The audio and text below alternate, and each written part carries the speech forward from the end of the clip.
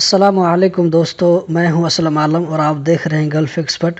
क्या Saudi, Dubai, Kuwait, Bahrain, Oman या दूसरी जगह से वर्क वीज़ा पर डायरेक्ट कतर आ सकते हैं? आज इसी के बारे में बात करने वाला हूं। दोस्तों, अगर जानकारी अच्छी लगे तो एक लाइक तो बनता है। आखिर इतनी मेहनत से जो वीडियो बनाता हूं, इसी तरह की इन्फॉर्मेटिव वीडियोस को देखते रहने के लिए हमारा चैनल भी ज़रूर सब्सक्राइब कर लें। दोस्तों, अभी तक नया रूल लागू नहीं हुआ है। जैसे ही इसके बारे में कुछ खबर मिलेगी ज़रूर शेयर करेंगे। बहुत सारे दोस्त इसके बारे में पूछते रहते हैं। तो दोस्तों, जो लोग Saudi, Dubai, Kuwait, Oman, Bahrain वगैरह में काम करते हैं, अगर इन लोगों का ताल्लुक India, Pakistan, Nepal, Sri Lanka, Bangladesh, Indonesia, Philippine से है तो ऐसे लोग डायरेक्ट वर्क वीज़ा पर कंपनी में कतर नहीं आ सकते।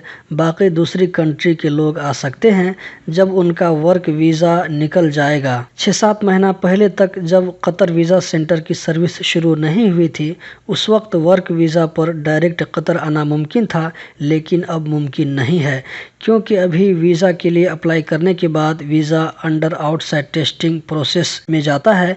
इस दरमियान वर्कर अगर अपने मुल्क से बाहर है तो अपना मुल्क जाकर कतर वीज़ा सेंटर में मेडिकल कराएगा, एग्रीमेंट पर साइन करेगा।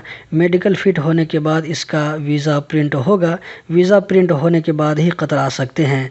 बिजनेस वीज़ा या विजिट वीज़ा पर डायरेक्ट कतर आ सकते हैं, क्योंकि इनका मेडिकल अभी कतर में ही होता है। दोस्तों, इसमें एक बात और बता दूं कि श्रीलंका और इंडिया के अलावा जो लोग हाउस वर्कर में आएंगे, उनका मेडिकल भी कतर में ही होता है। लेकिन जल्द ही इन लोगों का मेडिकल भी अपने अपने मुल्क में कतर वीज़ा सेंटर में शुरू हो जाएगा। कंपनी में आने वालों को अपने मुल्क में मेडिकल ज़रूरी है। बिना मेडिकल किए वर्क वीज़ा पर कतर आने का कोई चांस नहीं है। तो दोस्तों, यही थी आज की वीडियो। उम्मीद करता हूँ ज़रूर पसंद आई होगी। इसी तरह की वीडियोज़ को देखते रहने के लिए हमारा चैनल सब्सक्राइब करें। वीडियो देखने का बहुत बहुत शुक्रिया।